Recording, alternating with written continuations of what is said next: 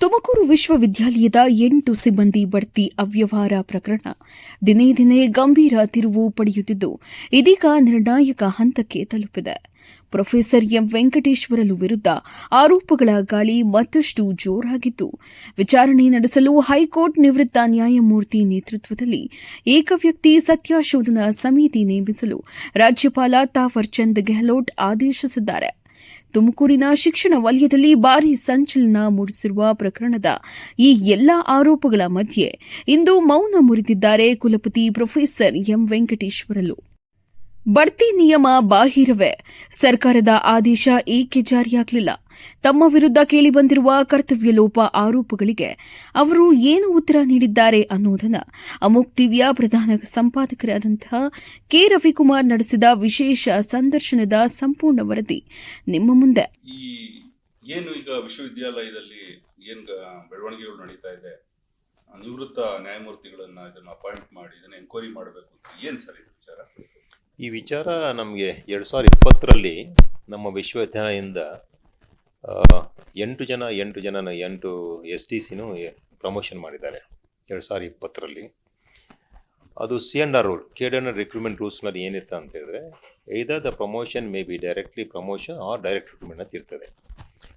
ನಮ್ಮ ವಿಶ್ವವಿದ್ಯಾಲಯದ ನಿಯಮಾನುಸಾರ ಏನಂತಂದರೆ, ಕೋವಿಡ್ ಸಮಯದಲ್ಲಿ ಸರ್ಕಾರದಿಂದ ಒಂದು ಪತ್ರ ಬರೆದಿತ್ತು.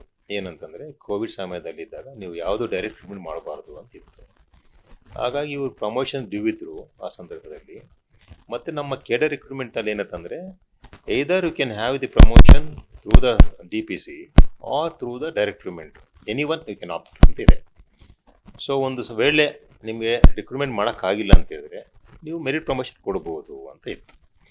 ಈ DPR ನಮಗೇನು C&R ಇದೆ, C&R ರಿಕ್ರೂಟ್ಮೆಂಟ್ ಇದೆ, ಅದು ರೆಗ್ಯುಲೇಷನ್ಸು ಸರ್ಕಾರಕ್ಕೆ ಕಳಿಸಿ, ನಮ್ಮ ವಿಶ್ವವಿದ್ಯಾಲಯ C&R ರೂಲ್ಸ್ನಲ್ಲಿ ಈ ಥರ ಇದೆ, ಪ್ರಾವಿಷನ್ ಇದೆ. ಹಾಗಾಗಿ ನಮ್ಮ ಎಂಪ್ಲಾಯೀಸಿಗೆ ನಾವು ಮೆರಿಟ್ ಪ್ರಮೋಷನ್ ಪ್ರಕಾರ DPC ಥ್ರೂ ಇಂಟ್ರ್ಯೂ ಮಾಡಿ ನಾವು ಮಾಡ್ತೀವಿ ಅಂತ ಹೇಳಿದಾಗ, ನಿಮ್ಮ C&R ರೂಲ್ಸ್ನಲ್ಲಿ ಇದ್ದರೆ ನೀವು ನಿಮ್ಮ ಹಂತದಲ್ಲೇ ಮಾಡ್ಕೋಬೋದು ಅಂತೇಳಿ ಸರ್ಕಾರದಿಂದ ಬಂದಿತ್ತು 2020ರಲ್ಲಿ. ಹಾಗಾಗಿ ಏನು ಮಾಡಿದ್ರು, ಅವರು ಟೋಟಲ್ 8+8 ಜನ ಸಿದ್ದೇಗೌಡರು ವೈಸ್ ಚಾನ್ಸಲರ್ ಇದ್ದಾಗ ಅವಾಗ ಏನು ಮಾಡಿದ್ರು ಅಂದರೆ, ಅವರು 8+8 ಜನರಿಗೆ ಡೈರೆಕ್ಟ್ CS ಮೂಲಕ ಮಾಡಿದ್ದಾರೆ, ಪ್ರಮೋಷನ್ ಮಾಡಿದ್ದಾರೆ. ಅನಂತರ 22 ಡಿಸೆಂಬರ್ ನಾನು ಬಂದ ನಂತರ, ನಾನು ಜುಲೈ 22 ಬಂದೆ.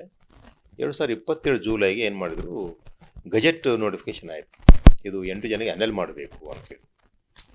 ಅದು ನಮಗೆ ಲೆಟರ್ ಬರೆದ್ರು, ಇವು ಅನಲ್ ಮಾಡಿ, ಇದು ನಿಯಮ ಬಾಹಿರವಾಗಿದೆ ಅಂತೇಳಿ.